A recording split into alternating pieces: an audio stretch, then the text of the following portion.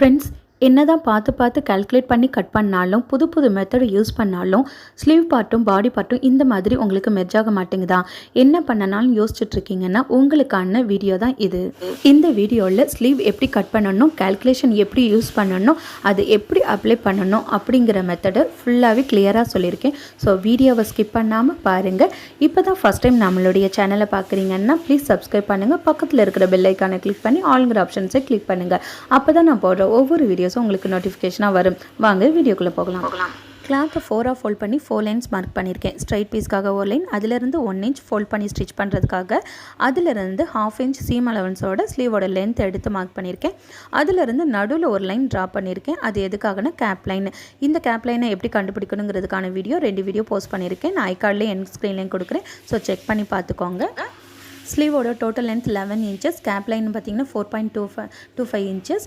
இதோட arm whole லைனை நம்ம அடுத்து கண்டுபிடிக்கணும். ஆர்ம் ஹோல் லைன் பார்த்திங்கன்னா நம்மளுக்கு 18 இன்ச்சஸ் வருது. இதை 2ஆக டிவைட் பண்ணோம்னா 9 இன்ச்சஸ்.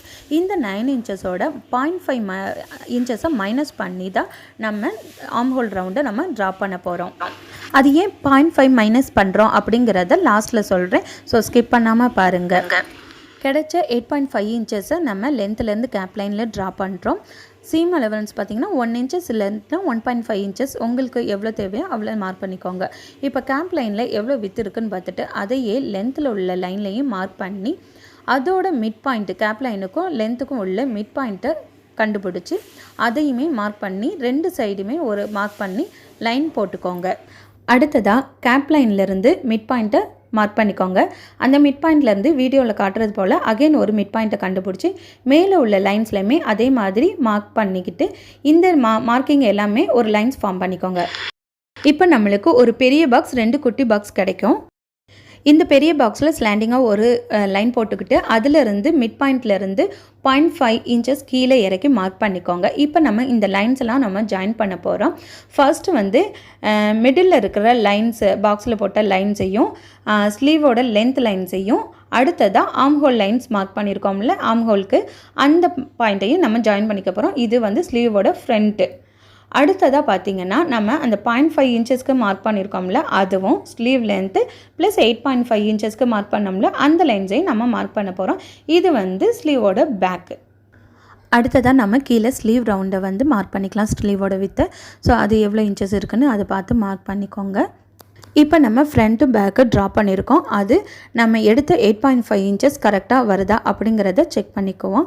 ஸோ இந்த மாதிரி இன்ச் டேப்பை வச்சு ஸ்டெப் பை ஸ்டெப்பாக நம்ம மூவ் பண்ணிட்டு வந்தோம்னா அதோட லென்த்து வந்து கரெக்டாக இருக்கும். ஸோ 2 இதுலேயுமே செக் பண்ணி பார்த்தப்போ நம்மளுக்கு 8.5 கரெக்டாக கிடைக்குது. இப்போ நம்ம இந்த 8.5 இன்ச்சஸ் எதுக்கு மார்க் பண்ணோம் 9 இன்ச்சஸ்க்கு பதிலாக அப்படின்னு பார்த்தீங்கன்னா நம்ம இந்த மாதிரி ட்ராப் பண்ணும்போது நம்மளுக்கு கிளாத் வந்து நம்ம ஃப்ளெக்சிபிளாக நல்லா வளைஞ்சு கொடுக்கும். அப்படி பண்ணும்போது நீங்கள் பாடி பார்ட்டோட அட்டாச் பண்ணும்போது ஸ்லீவோட அர்க்கத்தும் பாடியோட அர்க்கத்தும் மெர்ஜ் ஆகாது. ஸ்லீவோட அர்க்கத்து பார்த்திங்கன்னா கொஞ்சம் பாடி அர்க்கத்தோட தள்ளியே நிற்கும். ஸோ அப்படி இருக்கும் போது உங்களுக்கு மெர்ஜ் ஆகாது. இதே நீங்கள் 0.5 இன்ச்சஸ் மைனஸ் பண்ணி நீங்கள் ட்ராப் பண்ணி ஸ்லீவை பாடி பார்ட்டோட அட்டாச் பண்ணும்போது பார்த்தீங்கன்னா பாடி அர்க்கத்தும் ஸ்லீவ் அர்க்கத்தும் உங்களுக்கு மெர்ஜ் ஆகும். ஆல்ரெடி பேக் பார்ட்டு நான் வரைஞ்சி வச்சுருக்கேன். இதில் ஸ்லீவோட பேக் பார்ட்டை நம்ம மெர்ஜ் பண்ணி பார்க்கலாம். ஸோ இந்த மாதிரி நம்ம இன்ச் டேப்பை வச்சு எப்படி மூவ் பண்ணமோ அதே மாதிரி ஸ்லீவோட அந்த சென்டர் அர்க்கத் பகுதியை பாடி பார்ட்டோட ஜாயிண்டில் ஷோல்டர் ஜாயிண்டில் வச்சு நம்ம ஸ்டெப் பை ஸ்டெப்பாக மூவ் பண்ணி வரும்போது நம்மளுக்கு பாடியோட அர்க்கத்தும் ஸ்லீவோட அர்க்கத்தும் மெர்ஜ் ஆகும். ஸோ ஃப்ரெண்ட்ஸ், இந்த வீடியோ உங்களுக்கு ரொம்பவே யூஸ்ஃபுல்லாக இருக்கும்னு நினைக்கிறேன். ஸோ இந்த கால்குலேஷனை யூஸ் பண்ணி இந்த மெத்தடை யூஸ் பண்ணி நீங்கள் ஸ்லீவ் கட் பண்ணும்போது பாடியும் ஸ்லீவும் நல்லாவே அட்டாச் ஆகும். ஸோ ஃப்ரெண்ட்ஸ், இந்த வீடியோ உங்களுக்கு ரொம்பவே யூஸ்ஃபுல்லாக இருக்கும்னு நினைக்கிறேன். ஸோ இந்த வீடியோ பிடிச்சிருந்துச்சுன்னா லைக் பண்ணுங்கள், ஷேர் பண்ணுங்கள், மறக்காமல் சப்ஸ்கிரைப் பண்ணுங்கள். தேங்க்ஸ் ஃபார் வாட்சிங்.